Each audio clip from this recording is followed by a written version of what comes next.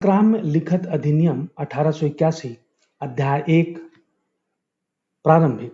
धारा 1 संक्षिप्त नाम, धारा 2 अधिनियमितियों का निरसन और धारा 3 निर्वचन खंड। अध्याय 2 वचन पत्रों, विनिमय पत्रों और चेकों के विषय में। धारा 4 वचन पत्र, धारा 5 विनिमय पत्र, धारा 6 चेक, धारा 7 लेखीवाल, ऊपरवाल, जिक्रीवाल, प्रतिग्रहिता, आदरणार्थ, प्रतिग्रहिता, पाने वाला।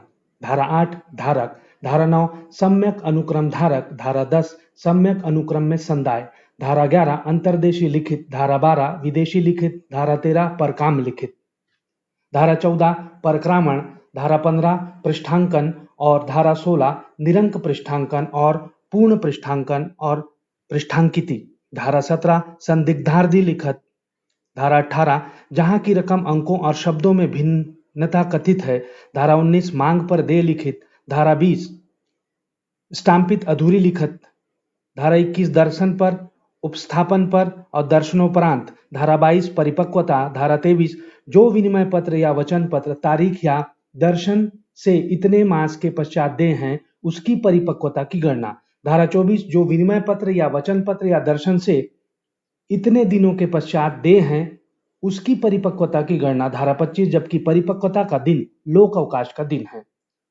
अध्याय 3 वचन पत्रों, विनिमय पत्रों और बैंकों के चेकों के पक्षकार, धारा 26 वचन पत्र आदि रचने आदि के लिए सामर्थ्य अप्राप्त हुए, धारा 27 अभिकरण, धारा 28 हस्ताक्षर करने वाले अभिकर्ता का दायित्व, धारा 29 हस्ताक्षर करने वाले विधिक प्रतिनिधि का दायित्व, धारा 30 लेखीवाल का दायित्व, धारा 31 चेक के ऊपरवाल का दायित्व, धारा 32 वचन पत्र के रचयिता और विनिमय पत्र के प्रतिग्रहिता का दायित्व, धारा 33 केवल ऊपरवाल आवश्यकता में के या आदरणार्थ होने के सिवाय प्रतिग्रहिता हो सकता है, धारा 34 जो ऊपरवाल भागीदार नहीं है उन द्वारा प्रतिग्रहण, धारा 35 पृष्ठांकक का दायित्व, धारा 36 सम्यक अनुक्रम धारक के प्रति पूर्विक पक्षकारों का दायित्व, धारा 37 रचयिता, लेखीवाल और प्रतिग्रहिता मूल ऋणी होंगे, धारा 38 हर एक पार्श्विक पक्षकार की बाबत पूर्विक पक्षकार मूल ऋणी होगा, धारा 39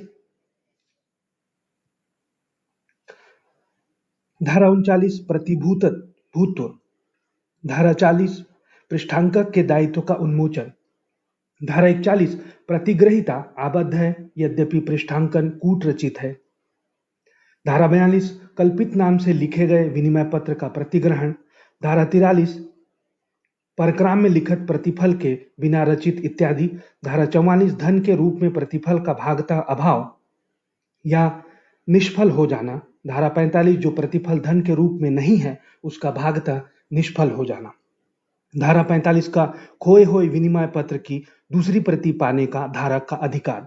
अध्याय 4 परक्राम के विषय में, धारा 46 परिदान, धारा 47 परिदान द्वारा परक्रामण, धारा 48 पृष्ठांकन द्वारा परक्रामण, धारा 39 निरंक पृष्ठांकन का पूर्ण पृष्ठांकन में संपरिवर्तन, धारा 50 पृष्ठांकन का प्रभाव, धारा 51 परक्रामण कौन कर सकेगा, धारा 52 पृष्ठांकन जो अपने स्वयं के दायित्व को अपवर्जित करता है या सशर्त करता है, धारा 53 सम्यक अनुक्रम धारक से हक व्युत्पन्न करने वाला धारक, धारा 54 निरंक पृष्ठांकित लिखत, धारा 55 निरंक पृष्ठांकन का पूर्ण पृष्ठांकन में संपरिवर्तन, धारा 56 शोध राशि के भाग के लिए पृष्ठांकन, धारा 57 मृतक द्वारा पृष्ठांकित लिखत को विधिक प्रतिनिधि केवल परिदान द्वारा परक्रामित नहीं कर सकता, धारा 58 विधि विरुद्ध साधनों द्वारा या विधि विरुद्ध प्रतिफलार्थ अभिप्राप्त लिखत, धारा 59 अनादर के या अतिशोध्य होने के पश्चात अर्जित लिखत स्वकार्य पत्र या विपत्र, धारा 60 संदाय या तुष्टि होने पर लिखत परक्राम्य है। अध्याय 5 उपस्थापन के विषय में, धारा 61 प्रतिग्रहण के लिए उपस्थापन, धारा 62 वचन पत्र को दर्शन के लिए उपस्थापित करना, धारा 63 ऊपरवाल को विचार विमर्श करने के लिए समय, धारा 64 संदाय के लिए उपस्थापन, धारा 65 उपस्थापन के लिए समय, धारा 66 तारीख के पश्चात या दर्शनोपरांत दे लिखत के संदाय के लिए उपस्थापन, धारा 57 किश्तों में दे वचन पत्र का संदाय के लिए उपस्थापन, धारा 68 विनिर्दिष्ट स्थान में न कि अन्यत्र दे लिखत के संदाय के लिए उपस्थापन, धारा 69 निर्दिष्ट स्थान में देय लिखत धारा 70, जहां की कोई अनन्य स्थान विनिर्दिष्ट नहीं है, वह उपस्थापन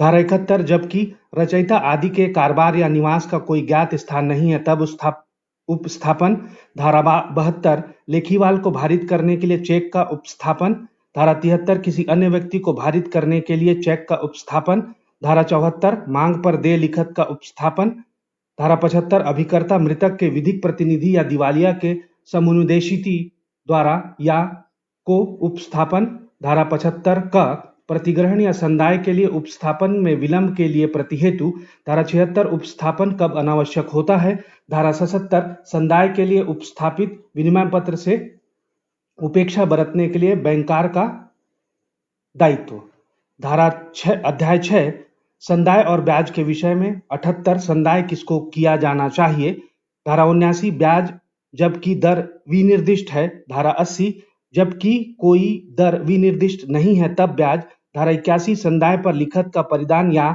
खो जाने की दशा में क्षतिपूर्ति अध्याय 7 वचन पत्रों विनिमय पत्रों और चेकों पर दायित्व से उन्मोचन के विषय में धारा 82 दायित्व से उन्मोचन क रद्दकरण द्वारा, ख निर्मुक्ति द्वारा, ग संदाय द्वारा। धारा 83 ऊपरवाल को प्रतिग्रहण के लिए 48 घंटे से अधिक समय अनुज्ञात करने से उन्मोचन। धारा 84 जबकि चेक सम्यक रूप से उपस्थापित नहीं किया गया है और लेखीवाल को तद द्वारा नुकसान हुआ। धारा 85 आदेशानुसार देय चेक। धारा 85 का आदेशानुसार देय ड्राफ्ट जो बैंक की एक शाखा ने दूसरी शाखा पर लिखे हैं। धारा 86 सम्मत न होने वाले पक्षकार विशेषित या सीमित प्रतिग्रहण द्वारा उन्मोचित हो जाते हैं। धारा 87 तात्विक परिवर्तन का प्रभाव पृष्ठांकित द्वारा परिवर्तन। धारा 88 पूर्विक परिवर्तन के होते हुए भी प्रतिग्रहिता का पृष्ठांकक आबद्ध रहता है। धारा 89 जिस लिखत पर परिवर्तन दृश्यमान नहीं है उसका संदाय। धारा 90 प्रतिग्रहिता के हाथों में के विनिमय पत्र पर कार्यवाही करने के अधिकारों का निर्वापन। अध्याय 8 अनादर की सूचना के विषय में। धारा 91 अप्रतिग्रहण द्वारा अनादर। धारा 92 असंदाय द्वारा अनादर। धारा 93 सूचना किसके द्वारा और किसको दी जानी चाहिए। धारा 94 वह रीति जिसमें सूचना दी जा सके। धारा 95 अनादर की सूचना पाने वाला पक्षकार उसे पारेषित करेगा। धारा 96 उपस्थापन के लिए अभिकर्ता। धारा 97 जबकि वह पक्षकार जिसे सूचना दी गई है मर गया है। धारा 98 अनादर की सूचना कब अनावश्यक है। अध्याय 9 टिप्पण और प्रसाक्ष्य के संबंध में। धारा 99 टिप्पण। धारा 100 प्रसाक्ष्य बेहतर प्रतिभूति के लिए साक्ष्य। धारा 101 प्रसाक्ष्य की अंतर्वस्तु। धारा 102 प्रसाक्ष्य की सूचना। धारा 103 अप्रतिग्रहण द्वारा अनादर के पश्चात असंदाय के लिए प्रसाक्ष्य। धारा 104 विदेशी विनिमय पत्रों का प्रसाक्ष्य। धारा 104 का टिप्पण कब प्रसाक्ष्य के समतुल्य होता है। धारा 10 युक्तियुक्त समय के विषय में। धारा 105 युक्तियुक्त समय। धारा 106 अनादर की सूचना देने का युक्तियुक्त समय। धारा 107 ऐसी सूचना के पारेषण के लिए युक्तियुक्त समय। अध्याय 11 आदरणार्थ प्रतिग्रहण और संदाय के विषय में तथा आवश्यकता की दशा में निर्देशन के विषय में। धारा 108 आदरणार्थ प्रतिग्रहण। धारा 109 आदरणार्थ प्रतिग्रहण कैसे करना चाहिए। धारा 110 यह विनिर्दिष्ट किए बिना कि प्रतिग्रहण किसके आदरणार्थ किया गया है प्रतिग्रहण। धारा 111 आदरणार्थ प्रतिग्रहिता का दायित्व। धारा 112 आदरणार्थ प्रतिग्रहिता कब भरित किया जा सकेगा। धारा 113 आदरणार्थ संदाय। धारा 114 आदरणार्थ संदाय करने वाले का अधिकार। धारा 115 जिक्रीवाल। धारा 116 बिना प्रसाक्ष्य के प्रतिग्रहण और संदाय। अध्याय 12 प्रतिकर के विषय में। धारा 117 प्रतिकर के बारे में नियम। अध्याय 13 साक्ष्य के विशेष नियम। धारा 118 परक्राम्य लिखत के बारे में उपधारणाएं।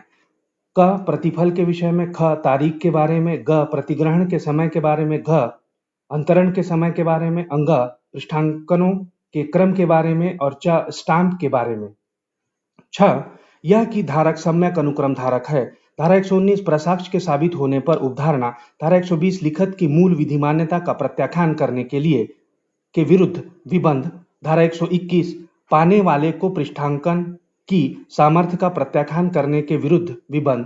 धारा 122 पूर्विक पक्षकार या हस्ताक्षर या सामर्थ्य का प्रत्याख्यान करने के विरुद्ध विबंध। धारा 14 क्रॉस चेकों के विषय में। धारा 123 साधारणतः क्रॉस किया हुआ चेक धारा 124 विशेषतः क्रॉस किया हुआ चेक। धारा 125 चेक काटने के पश्चात उसे क्रॉस करना। धारा 126 साधारणतः क्रॉस किए हुए चेक का संदाय, विशेषतः क्रॉस किए हुए चेक का संदाय। धारा 127 एक से अधिक बार विशेषतः क्रॉस किए गए चेक का संदाय। धारा 128 क्रॉस चेक का सम्यक अनुक्रम में संदाय। धारा 130 धारा 129 क्रॉस चेक का सम्यक अनुक्रम के बाहर संदाय। धारा 130 परक्राम्य नहीं है यह शब्द वाला चेक। धारा 131 चेक का संदाय करने वाले बैंकर का अदायित्व।